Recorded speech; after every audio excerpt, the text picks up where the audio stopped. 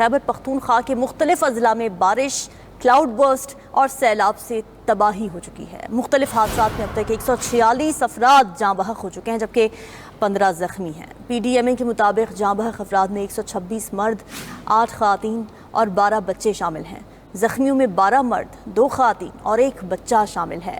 35 گھروں کو نقصان پہنچا ہے، 28 گھر جزوی اور 7 گھر مکمل طور پر تباہ ہو چکے ہیں۔ بنیر، باجوڑ، مانسہرہ اور بٹگرام کو آفت زدہ اضلاع قرار دے دیا گیا ہے۔ بنیر کے 12 سے زیادہ دیہات کلاؤڈ برسٹ سے شدید متاثر ہوئے۔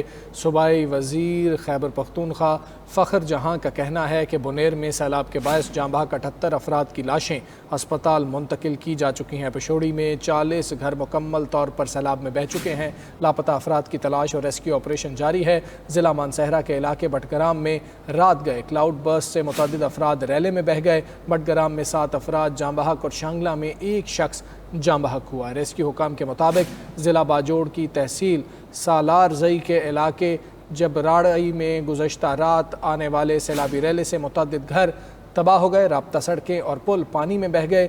مختلف حادثات میں اب تک 21 افراد کی لاشیں نکالی جا چکی ہیں۔ مقامی افراد کا کہنا ہے کہ 7 افراد لاپتہ ہیں جن کی تلاش جاری ہے۔ 3 زخمیوں کو فوری طبی امداد فراہم کرنے کے بعد ہسپتال منتقل کر دیا گیا۔ اسی حوالے سے مزید تفصیلات جانیں گے بیورو چیف پشاور ممتاز بنگش ہمارے ساتھ موجود ہیں۔ ممتاز، بتائیے گا اس وقت جو ریسکیو آپریشنز چل رہے ہیں ان کی کیا صورتحال ہے اور گراؤنڈ پہ اس وقت کیا صورتحال ہے؟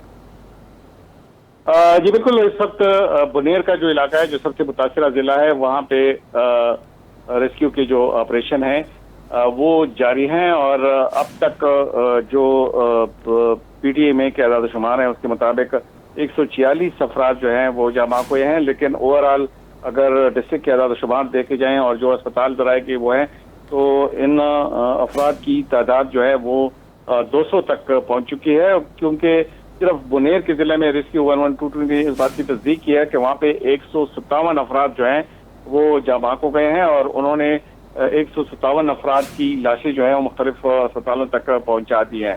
تو اب کہا یہ جا رہا ہے ڈی سی کی جانب سے کہ جو جاں بحق افراد ہیں ان کی تعداد مزید بڑھ سکتی ہے، کیونکہ وہاں پہ اب بھی امدادی کارروائیاں جاری ہیں۔ اب شام ہونے لگی ہے تو اس کے بعد امدادی کارروائیوں میں بھی خلل پڑے گا، اور جو زخمی ہیں وہ 15 ہیں جن کو ان علاقوں سے ریکور کر کے مختلف اسپتالوں میں پہنچایا جا چکا ہے۔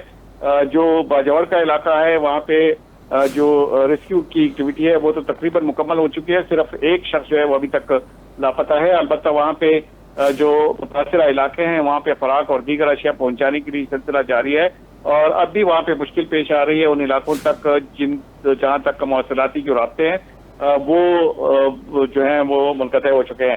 اب صورتحال یہ ہے کہ جو مانسہرہ کا علاقہ ہے وہاں پہ جاں بحق ہونے والے افراد کی تعداد 18 بتائی جاتی ہے، اور وہاں پہ بھی کچھ زخمیوں کو اسپتال میں پہنچایا جا چکا ہے، اور ریسکیو کی ایکٹیویٹیز وہاں پہ بھی جاری ہے۔ اس کے علاوہ جو بنیر کے دور دراز کے علاقے ہیں وہاں پہ بھی ریسکیو کی جو ایکٹیویٹیز ہے وہ جاری ہے، اور کہا یہ جا رہا ہے کہ کچھ علاقوں میں ایک ہی گھر کے گرنے کے باعث 20 افراد ایک ہی خاندان کے ملبے تلے دب چکے ہیں جنہیں ریسکیو کرنے کی کوشش کی جا رہی ہے، اور وہاں بلا تک شبہ یہ ایک سانحے سے کم نہیں ہے۔ ساتھ ہی رہے گا ممتاز، اس وقت میں جوائن کیا ہے نصیب یار نے، نمائندہ بنیر ہے، اور بنیر وہ علاقہ ہے جو کہ اس وقت سب سے زیادہ متاثر ہے۔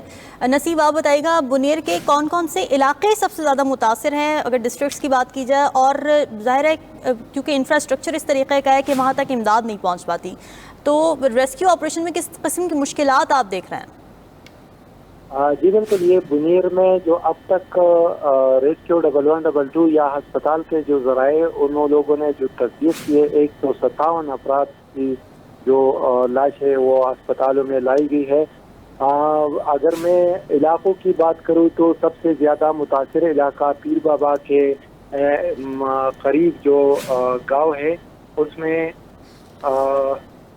گدیزی تحصیل گدیزی کے بشونے ملکپور بلوخان کو، اور اس طرح تحصیل ڈگر کے گوکن کوٹ اور اس طرح متعدد 2-3 گاؤں اور ہیں۔ تحصیل چغردی میں گلبانڈی، درگچنا اور گانشال یہ جو ہے یہاں زیادہ نقصانات ہوئے ہیں۔ آج جیسا ممتاز صاحب نے بتایا کہ ایک ہی گھر کے 18 افراد ملبے تلے دب چکے ہیں۔ یہ علاقہ چغردی گانشال میں یہ واقعہ پیش آیا ہے۔ جہاں پر یہ 18 افراد جو ہے ابھی تک ملبے تلے دبے ہوئے اور مقامی افراد جو ہے وہ اپنی مدد آپ کے تحت امدادی سرگرمیوں میں جو ہے وہ مصروف ہے اور ریسکیو 1122 یا دلی انتظامیہ کے افراد جو ہے وہ وہاں نہیں پہنچ رہے کیونکہ جو علاقہ ہے وہ پہاڑی علاقہ اور لینڈ سلائڈنگ کی وجہ سے تمام سڑکیں جو ہے وہ بند ہو چکی ہے، جو آمد و رفت ہے وہ متاثر ہوئی ہے۔ اس کی وجہ سے علاقے کے لوگ جو ہے وہ اپنی مدد آپ کے تحت وہاں کارروائیوں میں مصروف ہے۔ اگر دوسرے علاقے کی بات کروں گوکن علاقہ، تو وہاں پر بھی ضلعی انتظامیہ اور ریسکیو 1122 کے کوئی بھی اہلکار واقعے کے تقریباً 5 گھنٹے تک وہاں کوئی امداد نہیں پہنچ رہی تھی۔